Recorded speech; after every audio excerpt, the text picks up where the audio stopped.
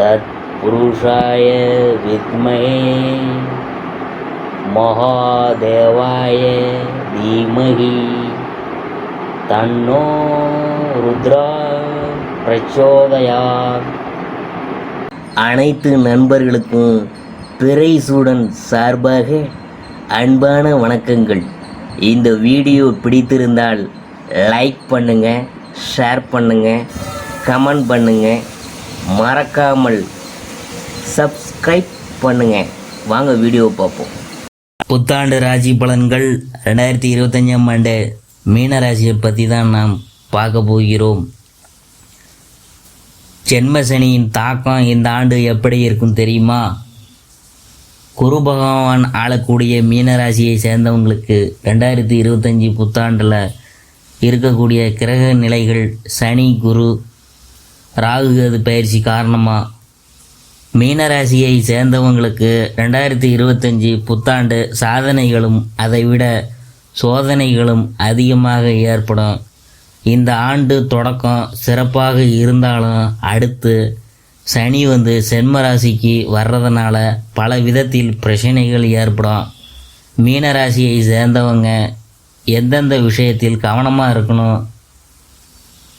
2025 ஆங்கில புத்தாண்டு மீனராசினருக்கு குடும்ப உறுப்பினர்களிடையே அவ்வப்போது கருத்து வேறுபாடுகள் பெரிய மனக்கவலையை தரக்கூடியதாக இருக்கும். உங்களின் புதிய சிந்தனை வியூகங்கள் மூலமாக உங்களின் திறமைகள் வெளிப்படுத்த வாய்ப்புலாம் கிடைக்கும். சொந்த தொழில் செய்யக்கூடியவங்களுக்கு ஏற்ற இறக்கமான சூழல் இருக்கும். பல நேரங்களில் விரயங்கள் ஏற்படும். நெருக்கமான குடும்ப உறுப்பினர்களிடையே பண விவகாரங்களை தவிர்ப்பது நல்லது. ஆபத்தான விஷயங்களில் கவனமாக இருக்கணும். உத்தியோகம், வேலை எப்படி இருக்கும் அப்படின்னு பார்க்கும்பொழுது 2025ஆம் ஆண்டு உங்களுக்கு மனநிறைவை தரக்கூடியதாக இருக்கும். பல்வேறு கடினமான சூழ்நிலைகளில் உங்களின் திறமைகள் மூலம் சாதகமான வாய்ப்புகளை உருவாக்கி கொள்வீங்க. இந்த ஆண்டில் உங்கள் திறமையை நிரூபிக்க கடினமாக போராட வேண்டியது இருக்கும். பணியிடத்தில் வேலை பளு அதிகமாக இருக்கும். புதிய வேலை மற்றும் யோசனைகளில் மிக கவனம் தேவை. சென்ம சனி நடக்க இருக்கிறதுனால நீங்கள் இருக்கும் இடத்தில் உங்கள் திறனை நிரூபிக்க முயலவும். அடுத்தது தொழில் வியாபாரம். அதை பற்றி பார்க்கும்பொழுது தொழில் மற்றும் வியாபாரம் தொடர்பான விஷயத்தில் சாதகமான சூழல் இருக்கும். உங்கள் செயலுக்கு மரியாதை கிடைத்தாலும் எதிர்பார்த்த முன்னேற்றமான லாபம் கிடைக்காத சூழல் இருக்கும். வாடிக்கையாளர்களிடம் தேவையற்ற வாக்குவாதங்களை தவிர்ப்பது அவசியம். தொழில் நிமித்தமான பயணங்கள் நல்ல வாய்ப்புகளை பெற்றுத்தரும். உங்கள் முயற்சிக்கு தகுந்த வெற்றி எதிர்பார்க்கலாம். அரசு சார்ந்த உதவிகள் கிடைக்கும். புதிய ஒப்பந்தங்கள் விஷயத்தில் சாதக பாதகங்களை அலசி ஆராய்ந்து ஒத்துக்கொள்வது நல்லது. அரசியல் மற்றும் கலைத்துறைக்கு எப்படி இருக்குன்னு பார்க்கும்பொழுது கலைத்திறமையால் முன்னேற துடிக்கும் நபர்களுக்கு எதிர்பார்த்த வாய்ப்புகள் குறைவாகவே கிடைக்கும். இருப்பினும் உங்களின் கடின செயல்பாடுகளுக்கு பாராட்டு விருது கிடைக்க வாய்ப்பு இருக்குது. சில வேலைகள் முடிக்கிறதுல எளிமையான சூழல் இருக்கும். அரசியலில் உள்ளவங்களுக்கு இருந்த தடை தாமதங்கள் சமாளிக்க புத்திசாலித்தனத்துடன் செயல்படணும். மக்களின் உணர்வுகளை புரிந்து கொண்டு செயல்படணுங்க. அடுத்தது கல்வியை பற்றி நாம் பார்க்கும்பொழுது மாணவர்கள் கல்வி தொடர்பான விஷயத்தில் ஆர்வத்துடன் செயல்படுவீங்க. போட்டித் தேர்வு, விளையாட்டு தொடர்பான விஷயத்தில் எதிர்பார்த்த முடிவுகள் பெற கடினமான உழைப்பு தேவைப்படுங்க.